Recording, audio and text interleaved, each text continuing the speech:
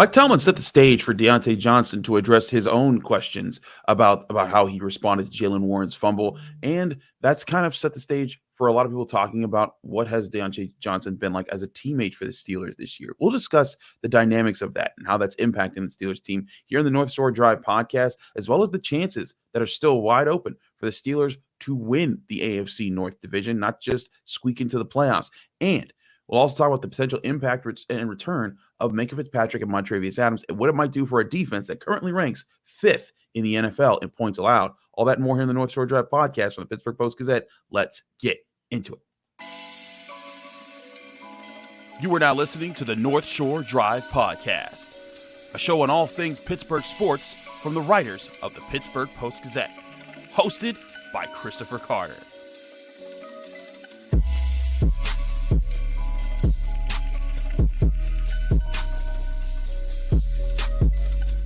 Hello, welcome to the North Shore Drive podcast from the Pittsburgh Post-Gazette. I'm your host, Chris Carter, here with Ray Fittipaldo. As again, we're both from the Pittsburgh Post-Gazette. Find all our written work at post-gazette.com. Find all our podcasts on Post-Gazette Sports, on your favorite podcasting apps, and on YouTube. Like this video if you enjoy it. Subscribe to this channel to get all of your daily Monday through Friday episodes, as well as our bonus content. We have daily content that comes out all the time.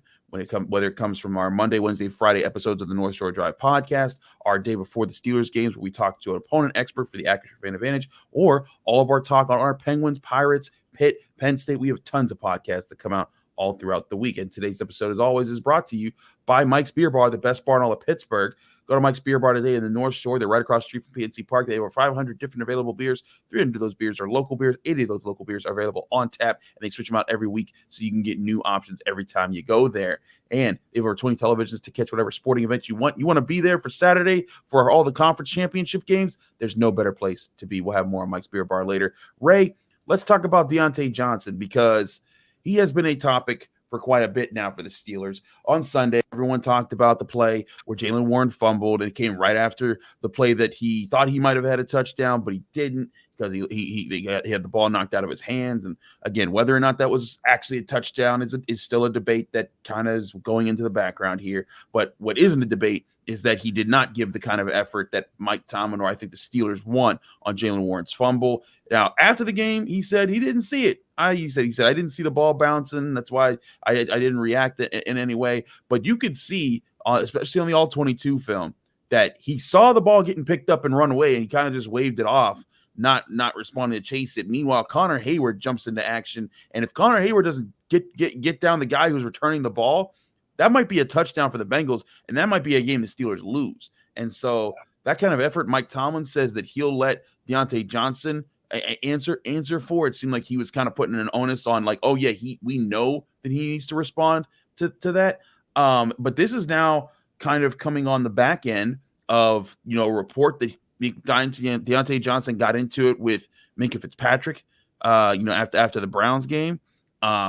And other questions about how he's kind of been, as the Steelers have been frustrated about their offense. I have to wonder, are these starting to add up a little too much for Diontae Johnson and his time with the Steelers?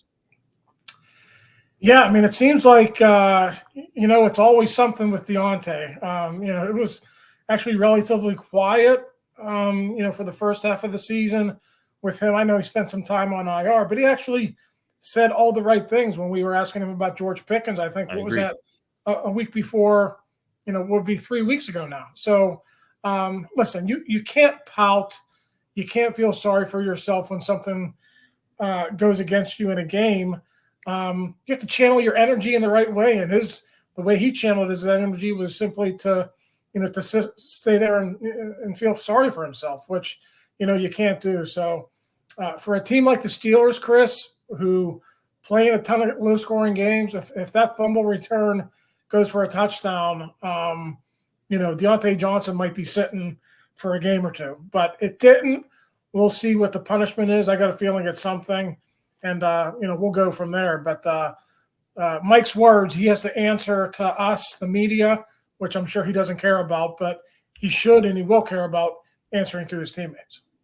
Yeah, and I think that's the biggest thing here is that because here's the thing. I know people. There's a lot of people that want him benched or want him cut or things like that. Steelers fans going, kind of wanting their pound of flesh for every little thing that happens.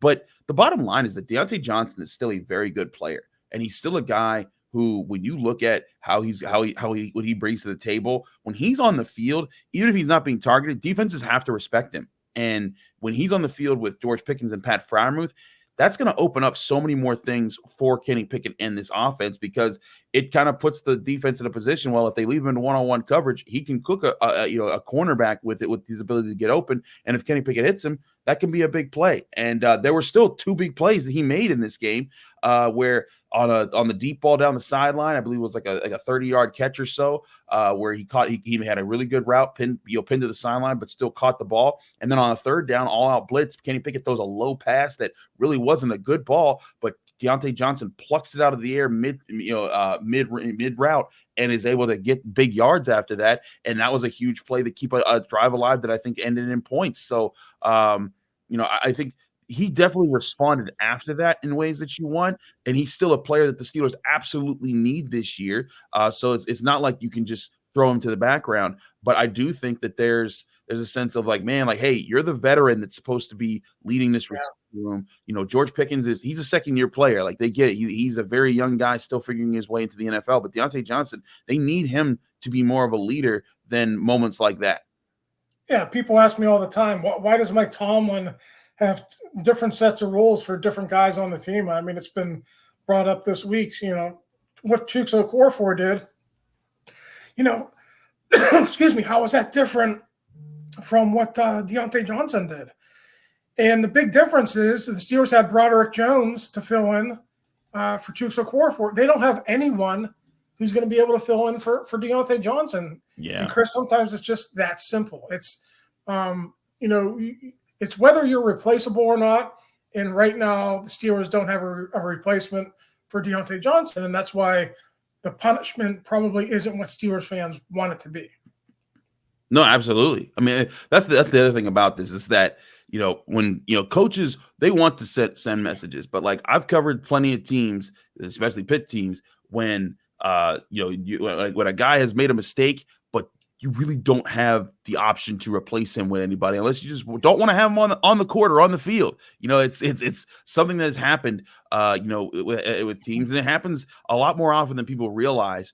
Especially on teams where you just don't have that kind of personnel to address it. And also in a situation where, this season isn't lost. Like, I think it would be different if the Steelers were like 3-10 or whatever. If this season was out and away, maybe Mike Tomlin would be trying to impress some lessons upon people. But they're 7-4 right now. They're right in the mix. They're a game back of the Chiefs, the Dolphins, the Jaguars, and if they win this weekend, they're a game back of the Ravens and the AFC North division, and that's what we'll talk about in this next segment, because I think that is the ultimate message here: is that the Steelers are fighting for a division title, and that should not be overlooked. And I think it's a lot more doable than people might realize if they look at their schedule and the Ravens' schedule and how things could play out in the coming weeks. We'll talk about that here and more on on the North Shore Drive podcast from the Pittsburgh Post-Gazette. I'm Chris Carter. He's Ray Fittipaldo. Stick with us. We got a lot to discuss here. But first, we'll remind you, this show is brought to you by Mike's Beer Bar, the best bar in all of Pittsburgh. Come on down to the North Shore. When you get to Mike's Beer Bar, you can check out any game that you want on any of their 20 televisions, whether it's Steelers games, Penguins games, college football games with conference championship weekend upon us, soccer games, Premier League action, NBA, college basketball. All that can be had on their 20 televisions. You can even reserve a table with a TV specified to the game that you want, no matter how obscure you think that game might be. Also, while you're there, you're trying out one of their 500 different available beers, 300 of those beers being local, 80 of those local beers being available on tap. You can also try to get a flight to try out every option that they have, because every week they switch out new beers and switch in new beers so that you can get new options every single time. You can also get amazing meals like their steak on a stone, where they could bring out your choice cut of steak brought to you on a heated stone right in front of you. And then every time you cut off a piece, you press it into the stone and it just gets cooked to the wellness that you want your steak done with every single bite. It's an awesome time and it's an awesome night if you're out there at the best bar in Pittsburgh, and that's Mike's Beer Bar. So go on to Mike's Beer Bar. They're right on Federal Street in the North Shore, across the street from PNC Park. Go into Mike's Beer Bar, get your sports fix, and experience the best bar in Pittsburgh. And when you get there, tell them Chris sent you.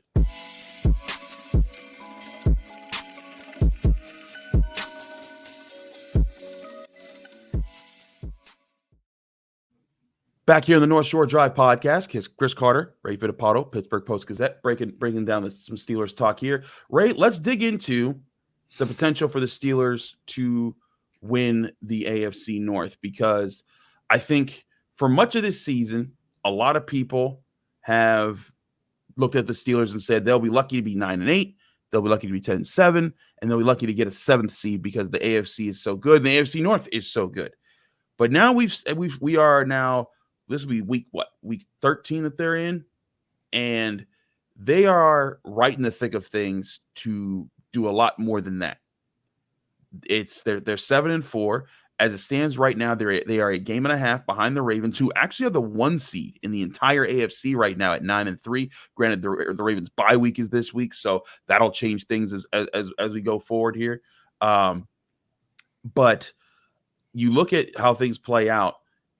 If the Steelers handle their business, they play a lot of games here that are not up against elite opponents here. They've already beaten the Bengals with Jake Browning on the road. They get them again at some point. But the next 2 games here, they're against teams with 9 and 10 losses. The Cardinals at home, the Patriots at home, the Colts on the road. The Colts, I think, will be a more difficult contest because they are a tougher team than people, I think, realize, with their ability to play defense and run the ball. And that could be a very much a dogfight. But the Cardinals, the Patriots, the Colts, the Bengals again at home, the Seahawks haven't been a really good team. And then you end the game at Baltimore. This division really could come down to these 2 teams playing in Week 18 in Baltimore. And that's a place where the Steelers, they've been able to get some big wins, including last year when Kenny Pickett led a game-winning drive. Yeah, I mean, Chris, it's right there in front of them, really, especially when you consider the Ravens schedule, which I know we'll go over here in a minute. The Ravens have a much more difficult schedule down the stretch than the Steelers do. So for the Steelers, you got to take care of business. You cannot have any of those head-scratching losses that the Steelers seem to have under Mike Tomlin every so often. Losing – what was it, 2014, they lost to Tampa Bay at home in Mike Glennon. I mean, you can't have those types of losses. So you got to beat the Cardinals on Sunday, you got to beat the Patriots, and you got to beat the Bengals. And the Colts and the Seahawks, 2 games on the road. I mean, Jonathan Taylor, Chris, had thumb surgery yesterday. He's out for 2 to 3 weeks. So they might not even have their best offensive player when the Steelers go there in 3 weeks. So talk about, things setting up well for the Steelers. I don't know how that's going to play out, but certainly the next 2 games with a couple of really bad teams on the docket, you got to get it done there. Absolutely. And here's the thing. The Steelers, if they were to win out leading up to the Ravens game, and the Ravens were to win out, it would still come down to that game. And if the Steelers won that game against the Ravens, they would tie the Ravens record, and they would win the division there, because they'd have the edge in that situation. So they still control their own destiny to win this division. But let's say they don't win out. If they drop a game or 2 before Baltimore, the Ravens have to play the Rams this week. The Rams and the Ravens are coming on. Not this week, the week after this, because the Ravens are on a bye. Right. They come back. They play the Rams at home. That's a game that they should win. But I will say the Rams have been playing better recently, but that's still a game I think I would pick the Ravens to win. But their 3 games before the Steelers are where it gets very interesting, because they have a night game on the road at the Jaguars. The Jaguars, a very good team. The Steelers have lost to them. The Jaguars just beat the Texans in impressive fashion. I think that there's something to be said there. Then they're at the San Francisco 49ers, another night game, Christmas night, and it's going to be on the West Coast. That's a tough game to win. And then you come back on New Year's Eve, the very next week, and you play the Miami Dolphins. And that's gonna be a tough game. So you got 3 straight division leaders that they'd be facing. If they came out of that 2-1, that would give if they came out of that stretch 2-1, they beat the Rams, that would still give the Steelers a chance to at least lose one of these next 5 games that they have on their schedule, and then still have a chance to win the division with their game at the end of the season. But if say they lose 2 games there, it's going to change the dynamics entirely. The Steelers could put themselves in a position where maybe with tiebreakers, if they could beat the Bengals, in that stretch here and win all their games leading up to Baltimore, they could have a chance to clinch the division before that game if the Ravens don't handle their business against some very good teams. So it's why I'm saying I think the Steelers, a lot of people, if you remember, Ray, a lot of people were complaining, oh, these wins aren't sustainable early in the season. These are terrible wins. You shouldn't be celebrating the wins the way they beat the Browns in week 2, the Raiders in week 3, the Ravens in week 5, the Rams in week 7. All these wins, they should. But here they are with 7-4, and if they handle their business against these weaker opponents in this part of the schedule, it won't matter how they got those wins. They will have a double-digit win record and be right in position to host a playoff game in Pittsburgh. How crazy would it be? You didn't mention this scenario. How about if they have a game lead on the Ravens going into there in Baltimore and they lose? Then it could come back down to like conference record or, all kinds of crazy tiebreakers going down the list of, 2, 3, 4, 5 after a head-to-head in division record. So, it could be a crazy final game of the season in Baltimore. That's for sure. Yeah, in fact, let's look at that real quick here. So I believe the tiebreakers would go in the division, in the conference, and then common opponents. So in the division right now, the Steelers are 3-1. Right. If they were to beat the Bengals, they'd be 4-1. But you're right. If the Ravens won that game, they would then go to 4. They would then advance to 4-2 in the division. The Steelers would drop to 4-2, so that would be moot, and they would have split their season series, so that would go out the door. So then we go to conference records. The Ravens right now are 6-3. They have 2 more conference games before the Steelers against the Jaguars and the Dolphins. If the Steelers were ahead by a game, I'd imagine they'd lose one of those games. So let's say they're 7-4 in the conference. The Steelers right now in the conference are 5-3.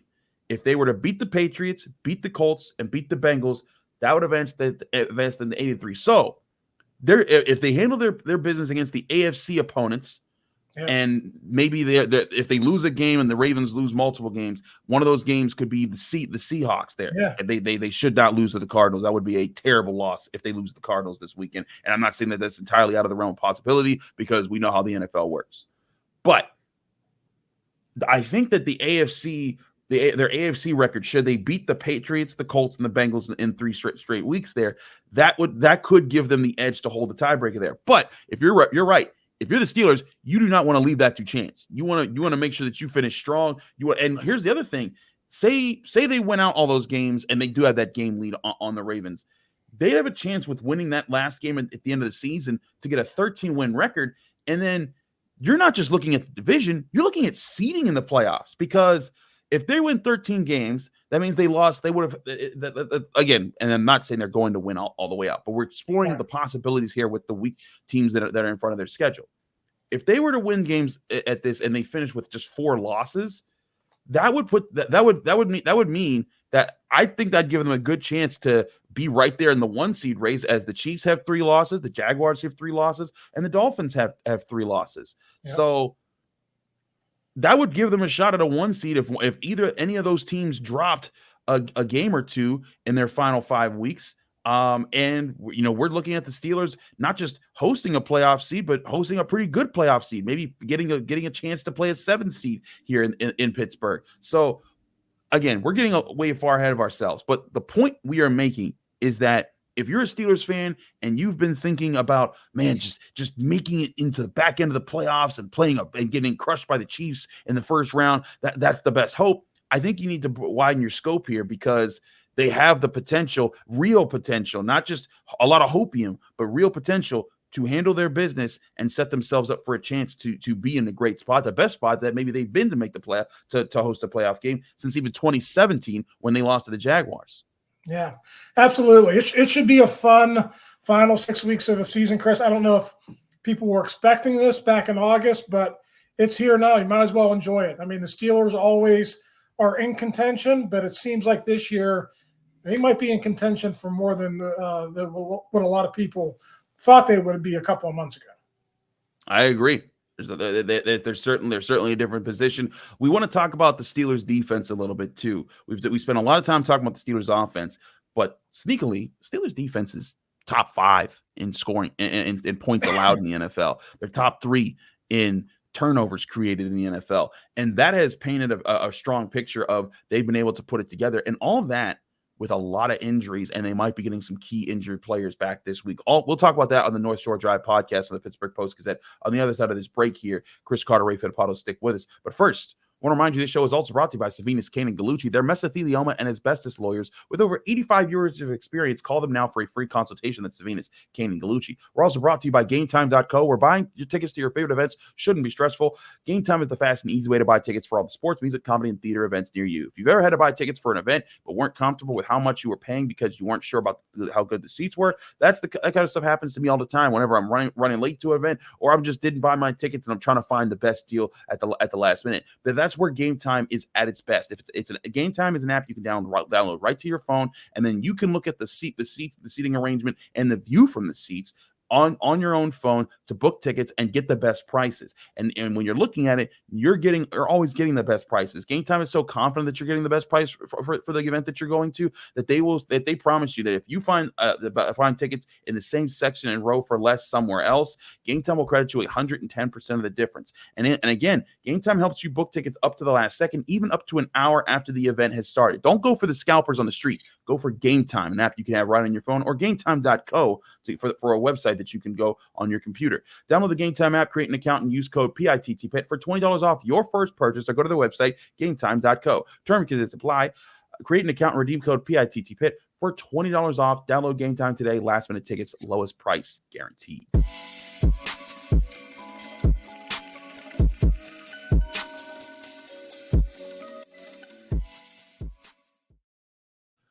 We're back here in the North Shore Drive podcast, Pittsburgh Post-Gazette. Chris Carter, Ray Fittipaldo. Let's keep this rolling here. Let's talk about the Steelers defense. First, Mike Tomlin said the light is very much on for Montravius Adams and especially Minkah Fitzpatrick, both who have missed quite a lot of time here recently. I think they both missed a full month now of football, if I'm correct there, Ray. And last week there was a chance, but it seems like this week there's a good chance for the Steelers to get both of these guys back. What would getting them back do for this defense, Ray? Because the safety position hasn't been as big of a problem, but it also hasn't been the game-changing position that it normally is under Minkah Fitzpatrick. Though I will say Trenton Thompson's interception was very game-changing against the Bengals. Yeah, I mean, listen, Trenton Thompson, since he's been elevated from the practice squad, he's done a really good job. But, I mean, they're basically playing with 2 backup safeties because Keanu Neal has been out too. He remains on injured reserve. So there's no doubt you get a playmaker like Minkah Fitzpatrick back. It's going to help your defense, really 2 or 3-fold, because they could do so much when Minkah is in the lineup. Now you want to be careful too, though, Chris, because you don't want to get him into a situation with a soft tissue injury like you have with Pat Freiermuth, where you get a setback and you try to come back too early. So I'm kind of thinking about what they did with Cam Hayward. They brought Cam Hayward back on a Thursday, and then you had the long break until the next game. So if they're not 100% sure that Minkah's ready on Sunday, maybe you just hold him to the Patriots game, you let him play, and then you have that 10 days off before your next game. We're just speculating here. We'll know much more by Friday, but certainly is good news that Minkah is at least going to go out and practice on Wednesday, and we'll see if he's limited or we'll see if he's full. That's definitely a big part of that too, is how he handles practice this week. But I think this is very much a testament to Terrell Austin as a defensive coordinator. A lot of people have come at him this year because the Steelers have had, they've let up some big plays this year, and there's been some moments that haven't been great for the Steelers defense. But despite letting up those big plays, the Steelers defense, I think, is the part of the team that's keeping the Steelers in this season. And when the offense has struggled, the defense is fine. I mean, even in this past game where, everyone's excited because the offense got 400 yards, they still only scored 16 points. The reason why that's a good performance is because the Steelers is holding the team to 10 points. And some people say, oh, well, it's a backup quarterback. You know how many backup quarterbacks have led some bigger performances? Look at what the Browns have done with P.J. Walker. Look at what the Colts have done with Gardner Minshew. There's been 30-point games against some teams and against some of the AFC North teams. The Ravens and the Browns themselves have given up big points to backup quarterbacks this year. So for the Steelers to handle their business on defense, I think that they deserve a lot more credit for that. And that's something that I think really carries over. And again, this is a defense that not only has Minkah Fitzpatrick been out for a month, Cam Hayward missed the first half of the season. They've dealt with a lot of different injuries. Both their two top linebackers are out for the season.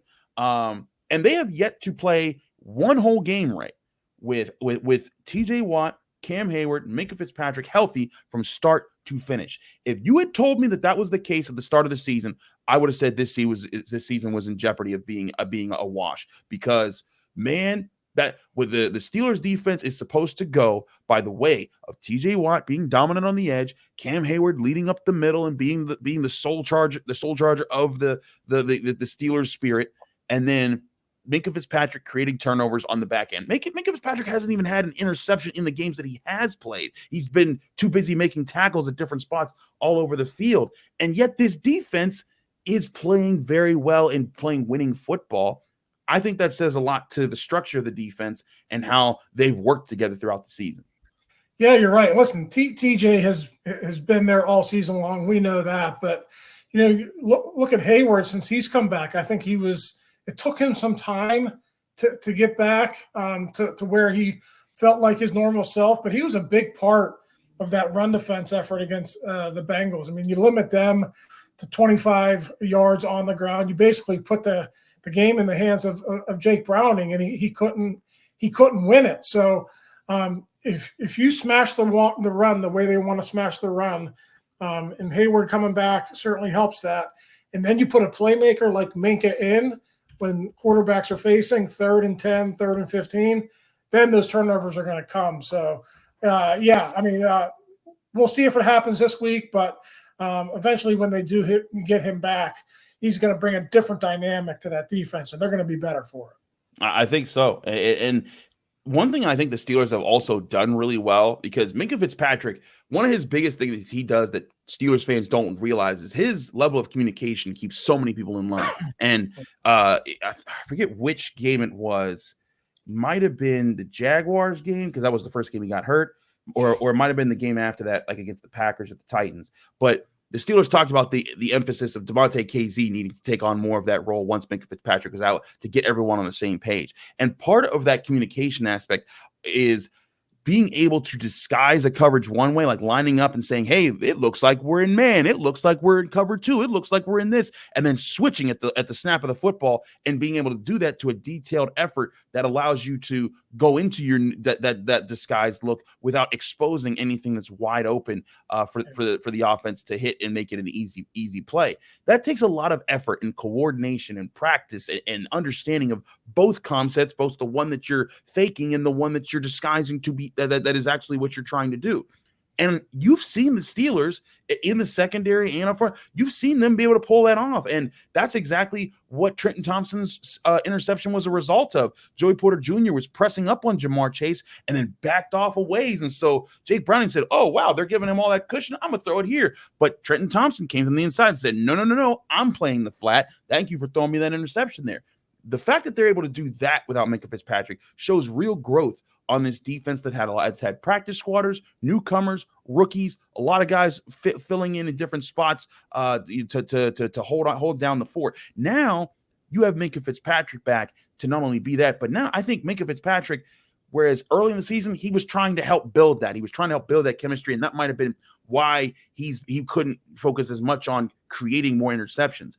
But now he can, maybe with him being back, he might be able to focus on that more. Ray, do you see Minkah Fitzpatrick maybe coming back in and getting some more of those interceptions that Steelers fans have come to know him to create throughout his, I think what he said, been a 2 or 3 time All-Pro now? Yeah, three-time first-team All-Pro. So, listen, when you're in the NFL, Chris, everyone's got talent. it's the small details that make the player. And we know what Minkah does in film study, how hard he works. And this is nothing against Trenton Thompson, but if you put Minkah in that position, that's a pick six going the other way. That's just not an interception. And that's the small difference when you're talking about an all-pro and a guy like Trenton Thompson. So Thompson's done great. He made a big play for the Bengals, but we're just talking about that little bit of extra juice, that big playability that Minkah Fitzpatrick brings. That's the type of player he is, and that's the type of player the Steelers defense needs, to get over the top and to really be a true, serious contender in the AFC. Absolutely. He's Ray Fittipaldo. I'm Chris Carter. Find all our written work at the Pittsburgh Post-Gazette at post-gazette.com. When you go there, you'll find all our stuff. In fact, we're going to practice right after we record this for Wednesday, so we'll see how available Minkah Fitzpatrick is. We'll see the Steelers and what they're looking like. We'll also see what does Diontae Johnson say now that he'll have a chance to speak to us after Mike Tomlin's comments about the play on Jalen Warren's fumble. So all that and more, find the written work at post-gazette.com. Find our podcasts like the North Shore Drive podcast here on your favorite podcasting app. Just search Post-Gazette Sports, or find us on YouTube. Like this video if you enjoyed. Subscribe to this channel to get all of our daily content, because we have all the sports that we cover here at the Pittsburgh Post-Gazette talked about on this channel, and especially the Steelers on the North Shore Drive podcast every Monday, Wednesday, Friday, and the day before the game with the Acrisure Fan Advantage. Stay tuned with us. We got a lot more coming out this week. Brian Batko will be on with us Friday as we get you ready for the Steelers big game this weekend against the Cardinals. See if they can hold it down at home, and we'll have an opponent expert talking with you on Saturday. All that and more here on the North Shore Drive podcast from the Pittsburgh Post-Gazette. Thank you for tuning in to another episode of the North Shore Drive podcast from the Pittsburgh Post-Gazette. If you watch this video on YouTube, please like the video and subscribe to our channel. For all the sports coverage from the Post-Gazette that we have to offer, visit post-gazette.com.